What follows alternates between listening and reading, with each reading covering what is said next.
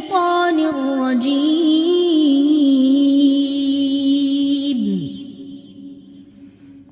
بسم الله الرحمن الرحيم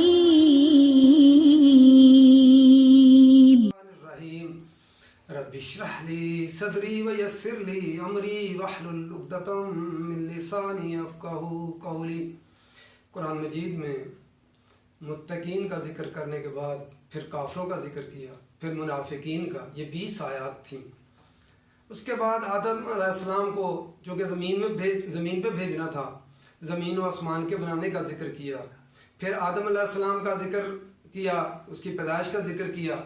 اس کے بعد جو قومیں ہیں آباد، ان میں سے بنی اسرائیل کو وہ چنا، ان کا ذکر کیا۔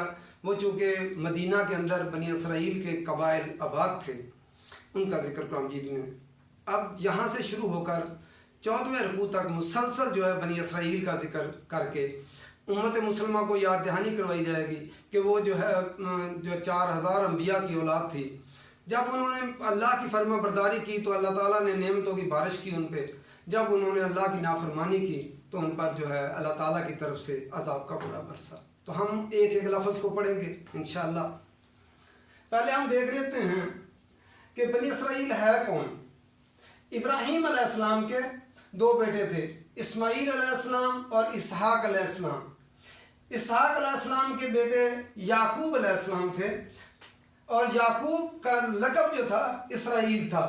اسرا کا معنی ہوتا ہے بندہ، اور ایل کا معنی ہوتا ہے اللہ، اللہ کا بندہ۔ تو یعقوب علیہ السلام کے 12 بیٹے تھے، ان کی جو نسل چلی وہ بنی اسرائیل کہلائی۔ اور حضرت ابراہیم علیہ السلام کے دوسرے بیٹے اسماعیل علیہ السلام جو تھے، ان میں سے آخری نبی محمد صلی اللہ علیہ وسلم آئے۔ اور یہ سارے 4000 انبیاء جو ہیں یہ یعقوب علیہ السلام کی نسل سے آئے ہیں۔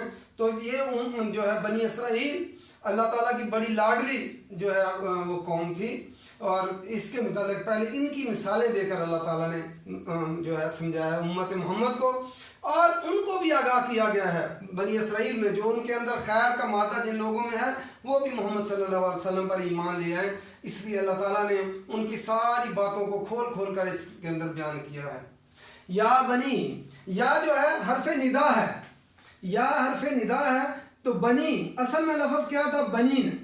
بنین ابن کی جمع بنین ہوتا ہے یا بنون ہوتا ہے۔ ابن کا معنی ہوتا ہے بیٹا، بنین یا بنون یا ابنا ہوتا ہے۔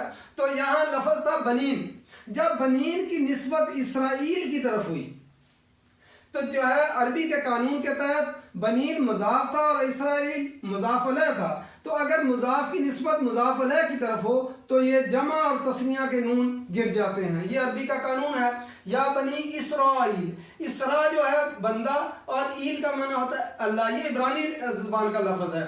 تو اللہ کا بندہ یعنی عبداللہ جسے ہم کہتے ہیں، تو اس اسرائیل کا معنی عبداللہ ہوتا ہے۔ تو یا بنی اسرائیل، اے اسرائیل کے بیٹو، اے اولاد اسرائیل، فرمایا اذکرو، یاد کرو۔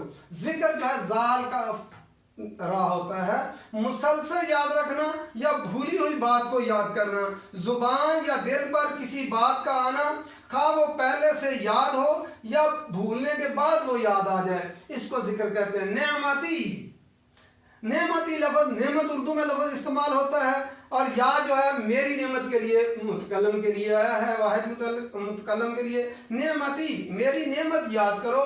اللتی، نعمت چونکہ عربی میں گولتا مونس آئی ہے، اسے اللتی مونس کے لیے آیا ہے۔ وہ اور الذین، یہ پہلے دن ہی ہم نے پڑھا تھا، الذین وہ سب لوگ الذی جو ایک شخص، اور اللتی جو ایک مونس، یہ اس میں موصولہ کہلاتے ہیں۔ اللتی وہ انعمت، یہ لفظ ہم ایک دفعہ سورہ فاتحہ میں پڑھ چکے ہیں، انعمتا۔ ہم پھر دوبارہ دیکھ لیتے ہیں۔ انعما، اس نون عین میم، اس کا مادہ ہوتا ہے انعما، اس ایک مذکر نے انعام کیا۔ یہ تا قرآن مجید میں 4 ہی طرح استعمال ہوتی ہے۔ تا کے اوپر جزم ہوتی ہے، تا کے اوپر پیش ہوتی ہے، تا کے اوپر زبر، اور تا کے نیچے زیر۔ انعما اس ایک مذکر نے انعام کیا، انعمت اس ایک مؤنث نے انعام کیا، اگر تا کے اوپر جزم آ جائے تو اس سے ایک مؤنث نے انعام کیا، انعمتو تا کے اوپر پیش آ جائے تو میں نے انعام کیا، اور انعمتا تا کے اوپر زبر آ جائے تو ایک مذکر نے انعام کیا، انعمتی تا کے نیچے زیر آ جائے تو ایک مؤنث نے انعام کیا۔ یہ مؤنث غائب ہے جب جزم آ جائے، اور اگر تا کے نیچے زیر آ جائے تو یہ مؤنث حاضر ہوتی ہے۔ انعمتو میں نے انعام کیا، علیکم علا کا معنی ہوتا ہے پر، کم ضمیر لگی ہے، علیکم تم پر، وَأَوْفُوا واو اور اوفو، اوفو لفظ کس سے ہے؟ واو فا یا، وفا کرو، پورا کرو، عہد کو پورا کرو یا ناپ تول کو پورا کرو، دونوں کے لیے آتا ہے وَأَوْفُوا، اور پورا کرو بعہدی، عہد جو ہے ہمارے اردو میں لفظ استعمال ہوتا ہے، با یا زائد ہے، یا متکلم کے لیے، میرے عہد کو پورا کرو۔ اوفی یہ لفظ جو ہے اوفی یا تھا اور یا جو ہے گر گیا ہے، اوفی بعہدکم میں پورا کروں گا تمہارے عہد کو، وَإِيَّايَ واو اور ایَّايَ، ایَّا جو ہے عربی میں اداۃ الحصر ہوتا ہے، اور یہ جو ہے یا جو آئی ہے متکلم کی ضمیر آئی ہے، یہ ہم نے سورہ فاتحہ میں پڑھا ایَّا کا، صرف مجھی سے، یہاں پہ ایَّايَ صرف مجھی سے، فرحبون یہ بھی لفظ جو ہے فرحبونی یہ اس کی گر گئی ہے، لفظ کے اصل میں راہبا، وہ ڈر جس میں اضطراب اور احتیاط بھی، اور راہب اسی سے لفظ راہب ہوتا ہے، عیسائیوں میں جو ہوتے ہیں راہب وہ بھی ڈرتے اور احتیاط برتتے ہیں، فرحبونی پس مجھی سے ڈرو۔ پھر دوبارہ دیکھتے ہیں، یا بنی اسرائیل اے بنی اسرائیل، اے اولاد یعقوب نہیں فرمایا گیا، اسرائیل لقب لے کر ان کے باپ کے نام سے، اب جب کسی کے باپ کے نام کے ساتھ بلایا جاتا ہے تو اس میں نصیحت اور محبت بھی ہوتی ہے، اور اس میں یاد دہانی ہوتی ہے، دیکھو تم کس کی اولاد ہو، اور جو ہے تم غور و فکر کرو اور بات مان جاؤ۔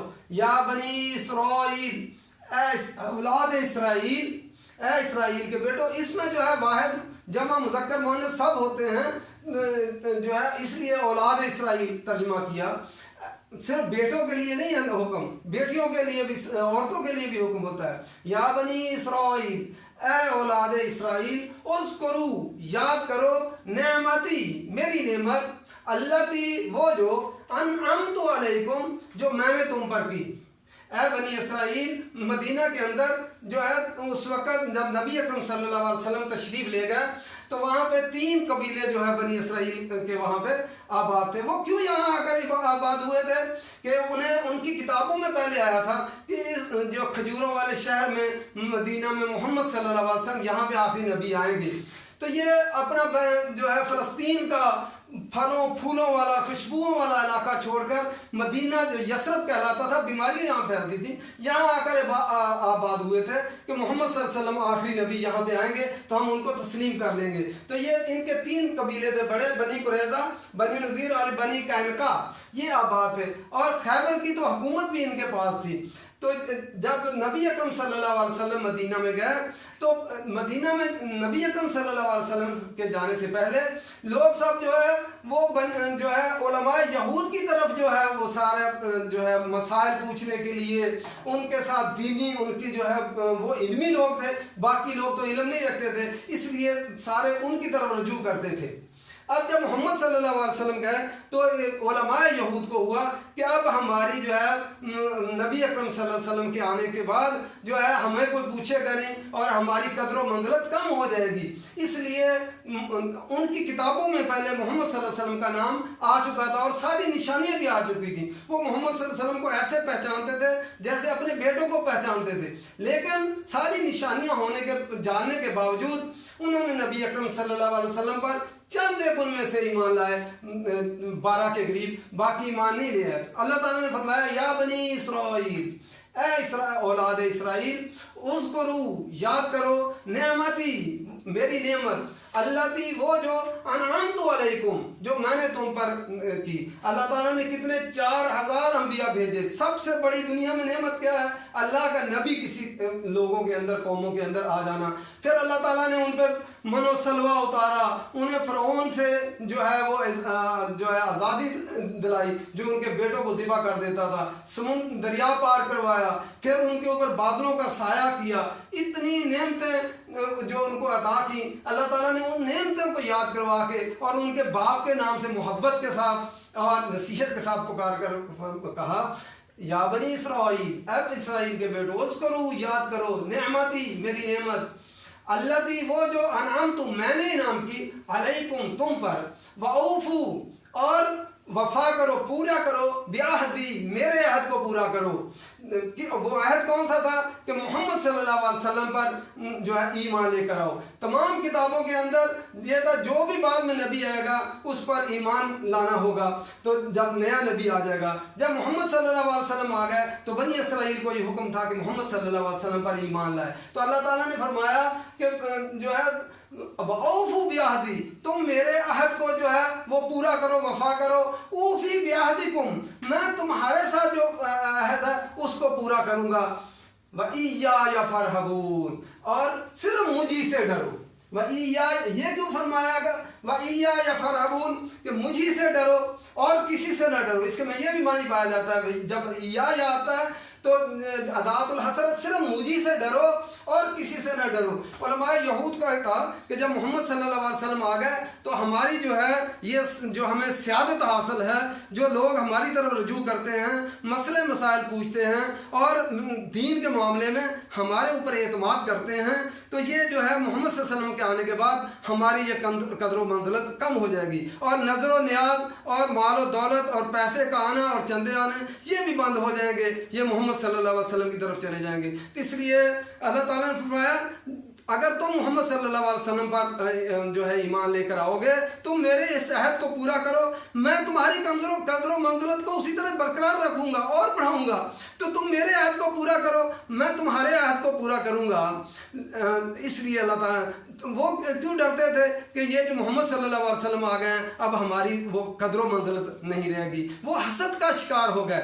क्यों? नस्ली तासुब के जो है ये जो है मोहम्मद सल्लल्लाहु अलैहि वसल्लम बनी इसराइल में से नहीं आए, बनी इस्माइल में से आ गए हैं। तो इसलिए जो इस तासुब का शिकार, अब 14 रकू तक मुसलसल जो है बनी इसराइल को खिताब करके उम्मत मुसलमान को समझाया जाएगा कि देखो जो खराबियाँ उन्होंने की वो तुम्हारे अंदर ना हो। जो इतनी जो है 4000 अंबिया की जो औलाद नस्ल थी जो बनी इसराइल, उन्होंने जब नाफरमानी की तो हमने उनको भी सज़ा दी। अगर तुम नाफरमानी करोगे तुम भी अज़ाब का मुस्तवजब ठहरोगे। इसलिए अल्लाह ताला ने ये समझाया जो है उम्मत मुसलमान को और बनी इसराइल को भी समझाया, उनमें से जो खैर का पहलू है वो लोग ईमान ले हैं। अल्लाह ताला कुरान मजीद समझ कर पढ़ने की तौफीक दे। वमा अलैना इल्लल बलाग।